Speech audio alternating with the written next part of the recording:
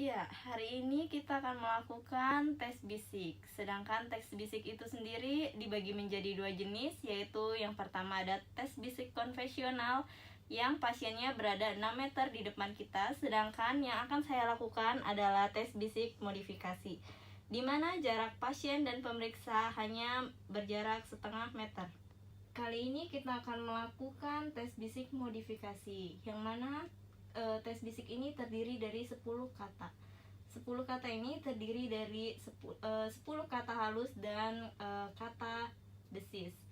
Yang mana saya akan melakukan terhadap pasien dengan cara saya melakukan pada telinga kiri ataupun kanan, kemudian telinga yang sebelahnya saya massage dan saya akan memberikan kata berdasarkan kata halus ataupun kata desis. Ya, di sini kepala saya akan menoleh sesuai telinga yang akan saya periksa.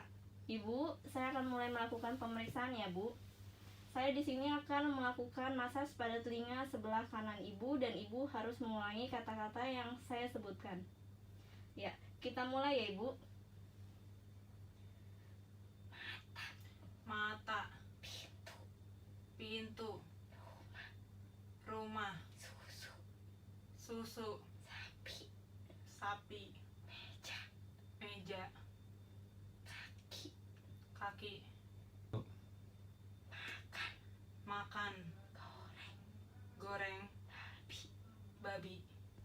Setelah selesai kita lakukan pemeriksaan pada sebelah kiri, kita akan melakukan pemeriksaan pada telinga sebelah kanan, yang mana kita lakukan dengan pemeriksaan dan prosedur yang sama. Setelah itu, kita lihat berapakah kata yang dapat pasien ucapkan. Jika pasien dapat mengucapkan 8 kata atau lebih, kita anggap lulus. Tetapi jika pasien tidak dapat mengulangi kata kurang dari 8, kita anggap tidak lulus untuk pemeriksaan tes bisik modifikasi. Ya, di sini kita akan melakukan pemeriksaan pendengaran dengan menggunakan audiometri.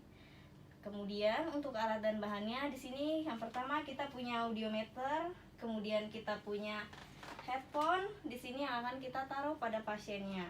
Untuk telinga yang sebelah kanan kita menggunakan yang berwarna merah.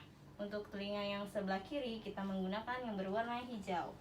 Kemudian di sini ada tombol pada saat pasien mendengarkan saat kita berikan nada. Kemudian juga kita mempunyai air tip di sini.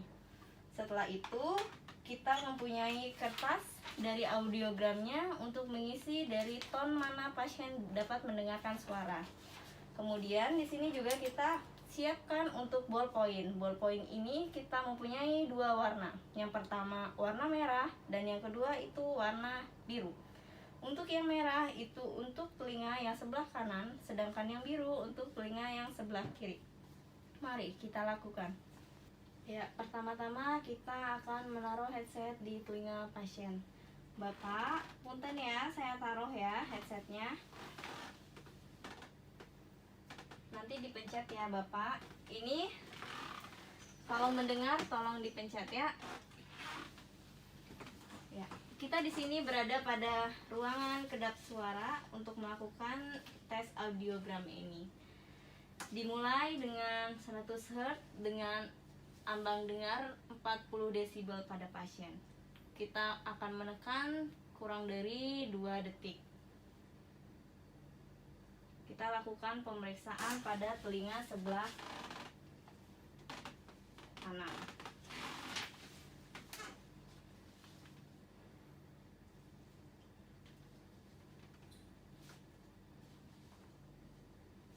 Kemudian setelah pasien dapat mendengar, kita turunkan 10 Hz.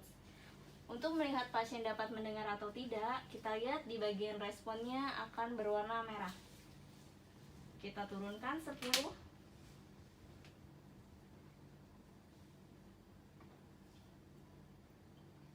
Ya, di sini pasien masih dapat mendengar, kita turunkan lagi 10 desibel menjadi 20.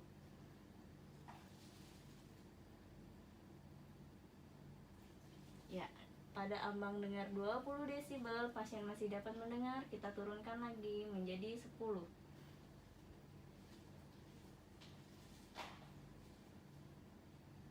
Ya, pada 10 desibel pasien tidak dapat mendengar. Jadi pada 1000 Hz pasien dapat mendengar dengan ambang 20 desibel. Kita berikan di sini tanda sesuai dengan kolomnya.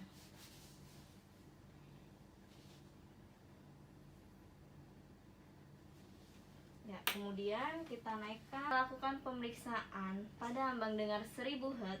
Kita lakukan pemeriksaan di ambang dengar 2000 Hz dengan prosedur yang sama. Setelah dari 2000 Hz naik ke 4000 Hz. Setelah selesai dari 4000 Hz, kita turun ke 500 Hz, kemudian 250 Hz hingga 125 Hz. Setelah itu kita catat untuk pendengaran pasien dapat mendengar pada berapa desibel. Kita tandai dengan bulat berwarna merah. Setelah itu kita tarik garisnya. Kita lakukan pemeriksaan yang sama pada telinga yang sebelah kiri, namun menggunakan ballpoint berwarna biru. Setelah kita lakukan air conduction pada kedua telinga, kita lakukan pemeriksaan untuk bone conduction-nya. Pemeriksaan untuk bone conduction, kita menggunakan airport yang lebih kecil seperti ini. Kita taruh pada telinga pasien, prosedur yang sama, tapi kita taruh pada bagian tulang mastoid pasien. Punten Bapak ya. Kita lakukan prosedur yang sama, kemudian kita catat di kertas audiogramnya.